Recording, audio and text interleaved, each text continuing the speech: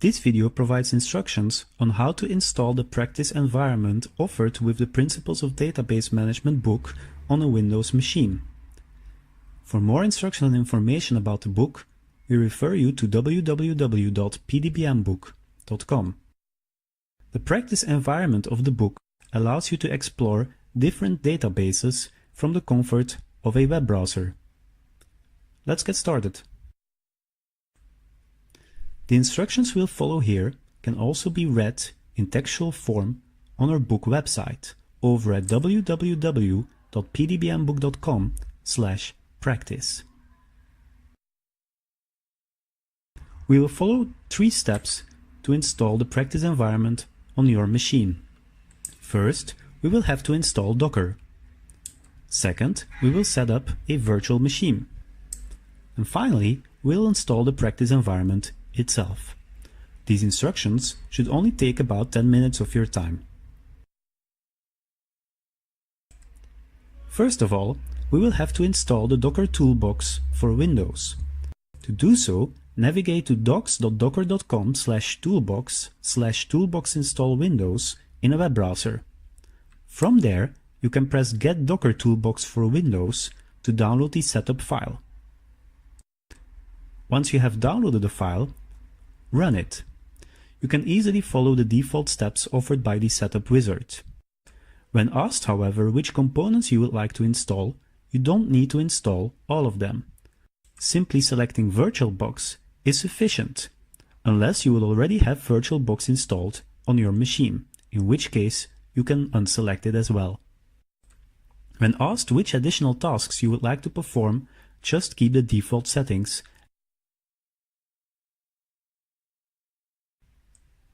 Once you have installed the Docker Toolbox, open Windows PowerShell. A command line window will appear on your screen as follows. In this command line window, we will enter a few commands to make sure everything is set up correctly. First of all, enter the command docker-machine create VirtualBox and press enter. Dropbox will go ahead and create a virtual machine for you. This might take a few seconds.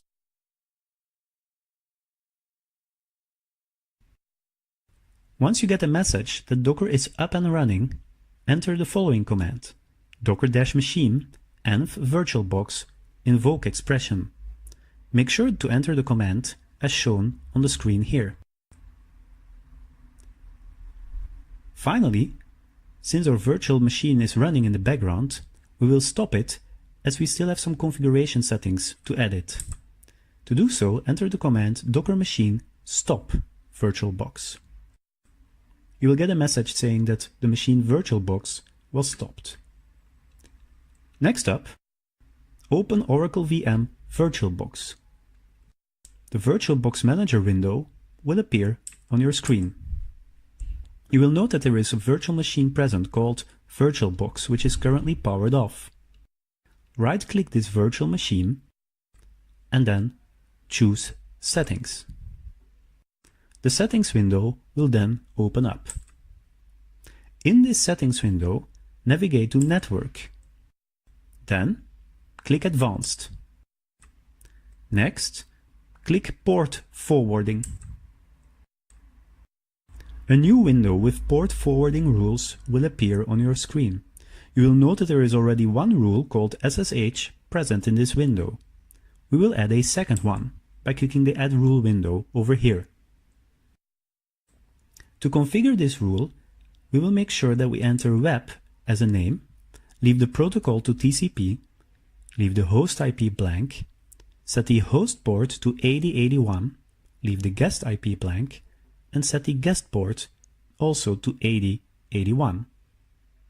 Once you've configured this rule, you can then press OK to save your settings. You can also press OK in the settings window to close it. And finally, you're free to close the VirtualBox Manager window itself too. Next, we head back to our PowerShell window. There we start the virtual machine again by entering docker machine start VirtualBox. Docker warns us that our machine might have a new IP address and we might need to rerun the previous docker machine environment command. so let's go ahead and do so. Enter Docker machine and VirtualBox invoke expression just like before. Once this is done, we can set up the practice environment itself.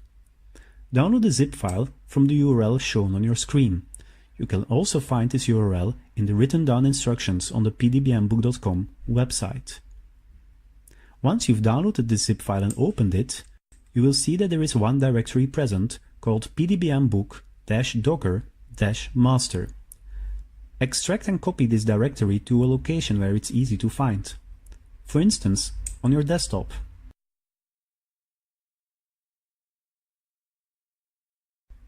Next, we head back to the PowerShell window.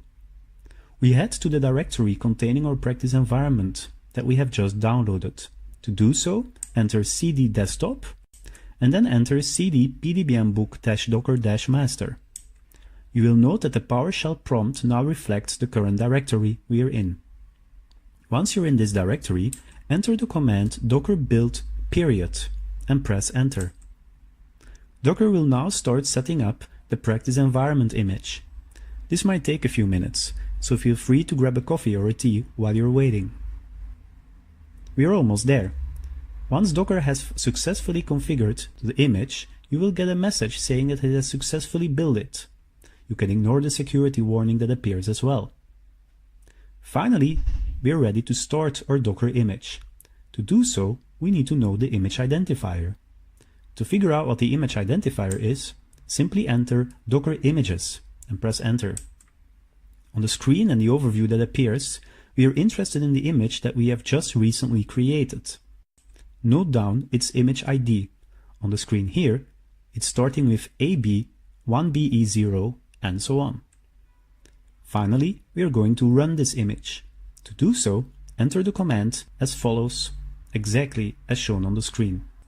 Docker run -i -t -p 8081:80 and then the image ID AB1BE0 and so on, and press enter. Docker is now booting up the practice environment. Once you get a message on your screen saying that you can now open a web browser to access the playground, you're ready to start. Leave the PowerShell window open as long as you're working within the practice environment. Finally, open a web browser and navigate to the URL 127.0.0.1:8081. The playground should appear on your screen and you can start playing around with the different provided databases. That's it.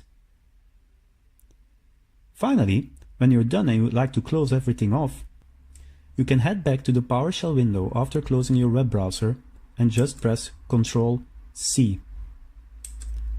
The Docker command will stop. You can then also enter Docker machine stop VirtualBox to also close the background virtual machine. Finally, you can also remove the directory you've downloaded as you don't need it anymore. If later you would like to start up the practice environment again, you can simply do so by first starting the VirtualBox image by entering Docker machine start VirtualBox and then entering the same run command as before and heading back to your web browser. We hope these instructions have been useful for you to get started with the practice environment provided with our book Principles of Database Management. For more information about the book, extra materials, and lecture information, head to www.pdbmbook.com. Thanks for watching, and we'll see you around.